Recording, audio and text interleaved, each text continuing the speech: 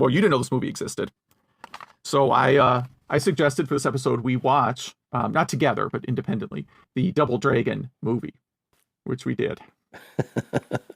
Much to our, I don't know if regret's the right word. Do you know anything about this movie? Could we give our listeners a little background or anything? I think it was 1994. It was 1994, yeah. Yeah, so it was, around the time that like Mortal Kombat and Street Fighter were getting movie adaptations too. Definitely an era where, video games were very, very hot and arcade games were hot and fighting games were hot.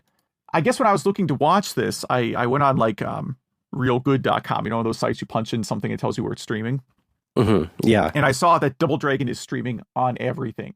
Like everything has it, which is not a good sign, right? I mean, have you ever been like a movie you really want to see and you can't find it streaming anywhere? I went with Peacock just because I happened to pay for like the commercial free tier of Peacock. And I thought watching this movie and seeing commercials was probably that's too much for me to handle. I don't know. Do you want to talk about the cast and director? Let me pull out some of the heavy hitter names here.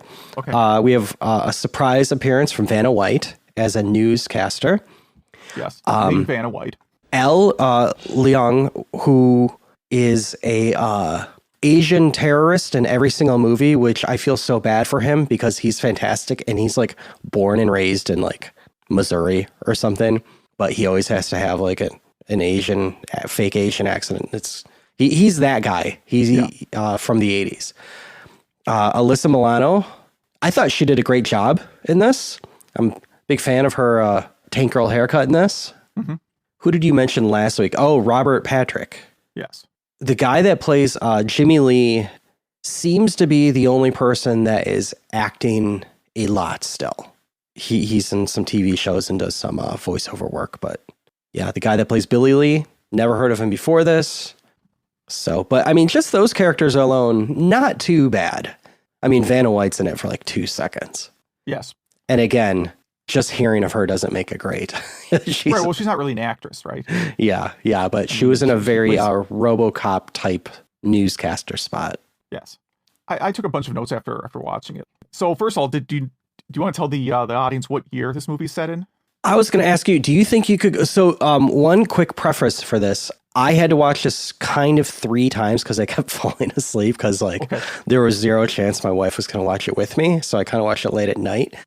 I kept having to fast forward and I forgot where I fell asleep, the previous time. So there were some parts, like I missed some parts of the plot where I was like, wait, is Alyssa Milano good or bad? I can't tell right now. Yeah. So if you could, let's go through the year and kind of like the setting and high level look at the plot. It's set in the year 2007. The setting is kind of like Demolition Man.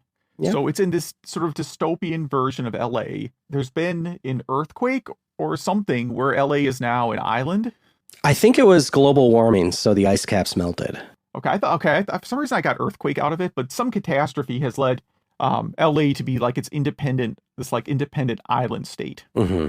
And is a little bit of like a purge-like thing going on where after sunset, the police just pack it up and anything goes at night. I did get the reasoning for that. Did you catch on the reason why that happened? Criminals are bribing the police, something like that? It was just budgetary. Budgetary. Okay. They just don't have a night shift. That's it. They just had to make some cutbacks. So night is purged now. So one of the guy, the more forgettable of the 2 brothers, first of all, I don't know what kind of genetics is going on. One brother is white, the other brother is Asian. Maybe they're adopted, maybe something else. I don't know. But the white one was engaged to Alyssa Milano when this movie was being made. So I don't know what order it is. Like maybe the studio reached out to her to do the movie and she's like, yeah, but you have to cast my boyfriend as the lead. Or maybe they reached out to him and persuaded him to get his much bigger name girlfriend. I don't know which way it went. I couldn't find anything about the development of the movie that clarified, who brought who on. According to IMDb, it is a post-earthquake California. You are correct. Post-earthquake. Okay. So that's the setting. So kind of picture Demolition Man. It was kind of fun in some ways. I mean, I wrote that it wasn't the worst video game to movie adaptation I've seen. Doom is probably my least favorite. I don't understand. I would rather just watch a Doom speed run than the Doom movie. Yeah. Yes. And Street Fighter, of course, is terrible. But it's one of these movies, I think if you just sit down and have a couple drinks, you're going to be fine. So the plot is basically the 2 brothers, Bimmy and Jimmy, whatever. they're in a fighting tournament, and somehow they learn about this artifact called the Double Dragon, which is a pendant that's split in two. And if you combine them, you have godlike powers. And even if you have half, you apparently have godlike powers, right? Yeah. Maybe you only have half godlike powers. I don't know. But the point is, Robert Patrick, the Terminator guy, is trying to find both halves of the Double Dragon, and he has like a band of mercenaries and all that stuff. He finds the movie opens. It's the opening where like his henchmen are like raiding a village in Cambodia or something, and find the first half, which is like in a temple somewhere. Yeah. And the other half, is it that their sister? Is it like their adopted mother? I could not figure that part out. But they're, again, either older, the sort of maternal figure for Billy and Jimmy. She has the other half of the Double Dragon. She hid half of the Double Dragon, right? It was something along those lines. Yeah, she hid the half that Robert Patrick's going after. Yeah, and they lived in a movie theater or something. Right, they live in like an abandoned movie theater. So then the movie is, Robert Patrick trying to get the other half of the Double Dragon, Billy and Jimmy fighting various henchmen along the way. The maternal figure just kind of dies off camera. Which is kind of weird. And eventually there's a big confrontation, and the Lee brothers defeat Robert Patrick to get the Double Dragon. You missed a very, very important plot point, which is the fighting scene you were talking about is a tag team karate fight.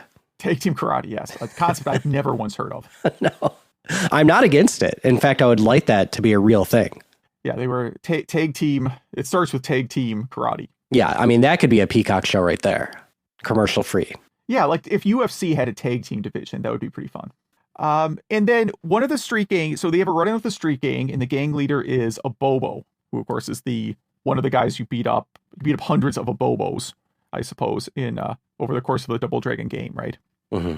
And they have sort of an origin story for him. So he's originally just a sort of generic punk-looking gang leader, and Robert Patrick gets a hold of him and injects him with some sort of like super steroid, turning him into the thing that looks like the arcade character, the big disproportionate like shouldered arcade character. He's doing genetic experiments on a lot of people, right? He is, yeah. He has a whole lab. At some point, the Lee brothers stumble across his lab of genetic experiments. Some of the action scenes are okay. There's like a boat chase scene that I thought was okay. There's like fighting scenes and like what appears to be an underground abandoned mall. Yes, it did. It did. All this was filmed in Ohio, by the way, and you could actually see the Ohio flag in the background a few times. Oh, I didn't notice that detail. I didn't notice it till the first time I was watching through it. Or trying to watch through it. I had IMDb open, so I had some of those goofs. Okay, that's a pretty bad one. Another thing IMDb lists as a kind of a goof is that, well, first of all, this movie cost almost $8 million to make, but it only brought in $2.3 million, something like that. So it lost a ton of money. And in tandem to the movie, they were doing motion capture, like Mortal Kombat style, to make a Double Dragon the movie, the game.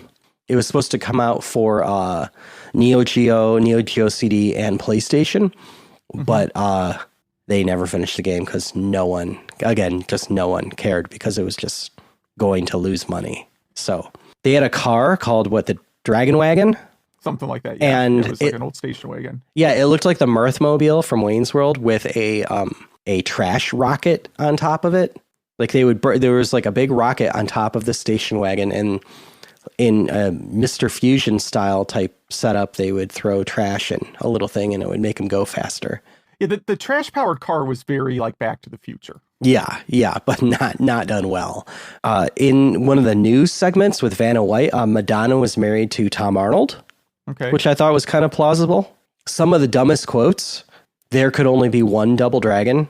I just feel like that sentence just doesn't compute in my brain. Because it has double in the name? Yeah, exactly. Yeah, and the game was kind of called that because you were playing two players at once. And then another great one, is it just me or is it hot in here? Mm-hmm. Totally nailed that saying because that's how it goes. Just said it backwards. Well, cool. That was one of my favorite topics we've ever done. Yeah. And this just came out of nowhere, just out of our, surprise that this movie existed.